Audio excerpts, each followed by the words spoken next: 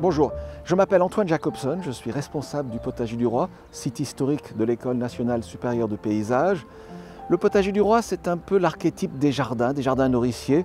C'est un grand carré central d'un peu plus de 3 hectares avec au centre un bassin et dans ce grand carré, 16 carrés, une découpe en 16 et autour une quinzaine de jardins et sur le bord nord, derrière moi, les bâtiments de l'École nationale supérieure de paysage.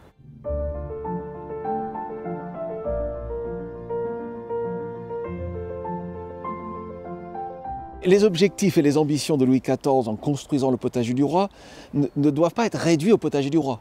C'est-à-dire que bien sûr le potager devait fournir sa table, mais le Potager du Roi devait aussi faire partie du projet global de Versailles qui était, en tout cas moi j'aime bien le résumer avec le mot impressionner. Mais il ne faut pas réduire impressionner au seul effet. Il faut voir que impressionner avait un but. Et le but, c'était représenter la France, c'était la grandeur de la France, c'était tout ce qu'il y avait de mieux de ce pays dont Louis XIV était roi.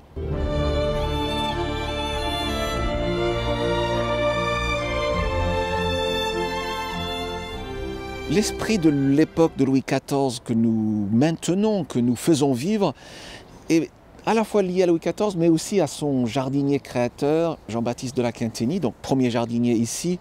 C'est être à la fois utile et agréable, à la fois produire des fruits et légumes, mais aussi être un lieu de promenade. Un lieu qui cherche à maintenir, à garder ce qu'il y a de plus intéressant du passé, mais qui cherche aussi à continuellement trouver du nouveau. C'était déjà le positionnement de Jean-Baptiste de La Quinténie au XVIIe siècle. Prendre les traditions et innover.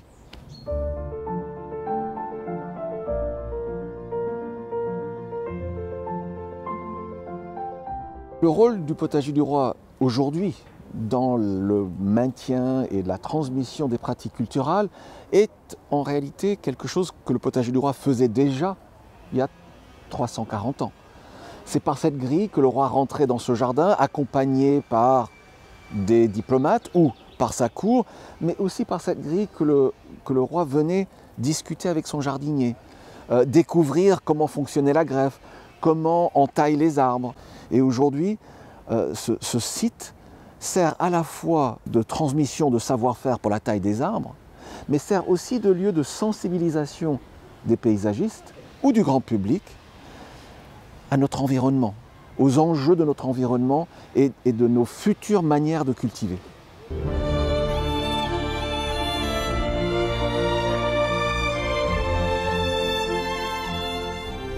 Premièrement, il faut que ça soit bon. Il faut que, en termes de dégustation, en termes de ce que nous pouvons faire avec, ça doit être de bonne qualité gustative. Il faut aussi que ça soit, on va dire, d'une culture relativement facile, dans une situation où nous ne traitons pas, tout simplement. Un autre critère, c'est, on va dire, l'histoire. Est-ce que c'est une variété ancienne? Est-ce que c'est une variété qui a une histoire? Ou est-ce que c'est une variété nouvelle issue d'une variété ancienne connue? Et ces 3 critères, il n'y a pas de niveau absolu. On les croise. Dans un cas, ça peut être plus un que l'autre. Il faut trouver cet équilibre.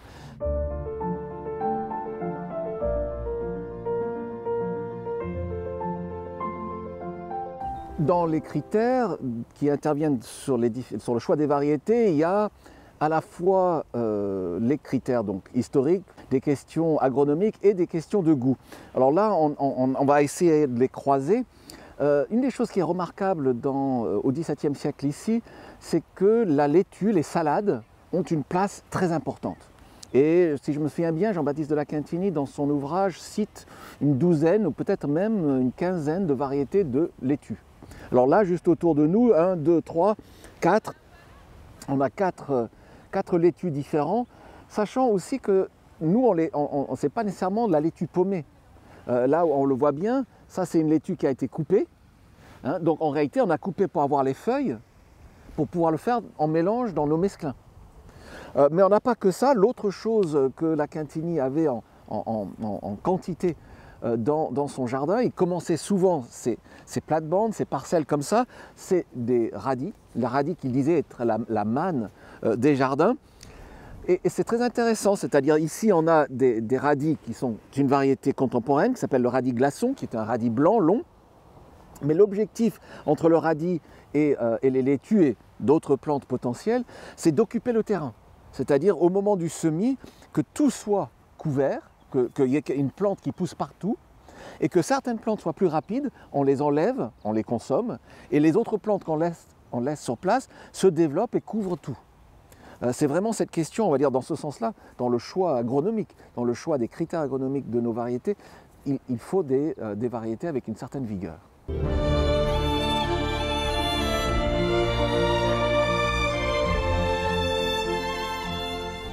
Nous produisons entre, on va dire, 40 tonnes de fruits et légumes par an. Les légumes sont en constante progression actuellement, les fruits sont en stagnation, même en recul, suite à l'arrêt des traitements phytosanitaires par pulvérisation sur les arbres fruitiers et suite aussi à l'âge des arbres, les arbres qui sont plutôt vieillissants. Et donc on a une baisse de production, il va falloir qu'on renouvelle le jardin fruitier.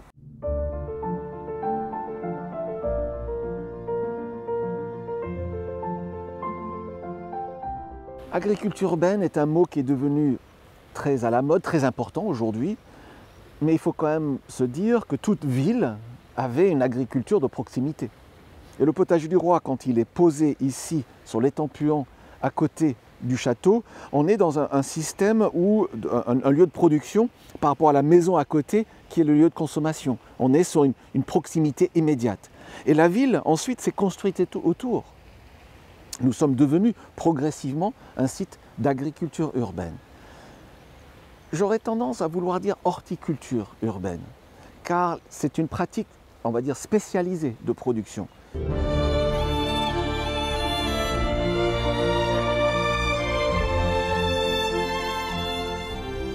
L'évolution de ce jardin dans le temps est une des questions fondamentales, à la fois du point de vue du jardin historique, comment conserver son atmosphère, comment conserver ce patrimoine, mais aussi comment le conjuguer avec les enjeux contemporains, c'est-à-dire la consommation des ressources non renouvelables et la santé de l'environnement et des humains à l'intérieur de l'environnement. On doit réussir à ce que cette évolution se fasse en respectant le patrimoine, en respectant, on va dire, le caractère historique du site. Et je pense que nous pouvons le faire. Mais nous devons le faire en prenant en compte d'abord cette question de la santé de mes collègues, avec les gens avec qui je travaille, nous travaillons dans ce jardin, la santé des gens qui consomment nos produits. Nous devons réussir à le faire en consommant le moins d'énergie ou en tout cas en produisant le plus possible dans notre espace. Et dans ce jardin, dans la totalité du potager du roi, depuis plus de 2 ans, nous ne traitons plus du tout, que ce soit en produits de synthèse ou de produits agrès en culture biologique, nos arbres fruitiers. Pour le faire, on essaye de créer un environnement dans lequel nous sommes en bonne santé, que ce soit nous, mais aussi nos plantes. Donc on diversifie, on ajoute des légumineuses, on ajoute du paillage, on met dans le verger, dans le jardin fruitier, des plantes aromatiques et des plantes ornementales. Car peut-être que certains d'entre elles, de ces plantes, ont des caractéristiques qui cadrent avec ce que nous cherchons, c'est-à-dire une santé globale de l'espace autour de nous.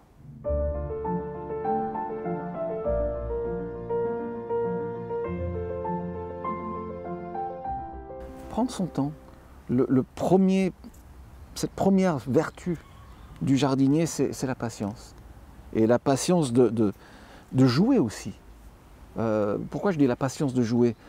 Parce que quand on se lance dans la taille des arbres fruitiers, on est face à des arbres qu'on veut garder pour 30, 40, 50, 60, 100 ans. Il faut se dire que le geste que je fais là, c'est peut-être pas le bon, mais peut-être que ça l'est.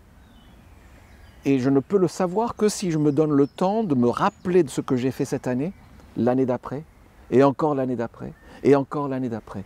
C'est ce temps, c'est la patience, le temps, que moi je conseille à tout jardinier et à toute personne.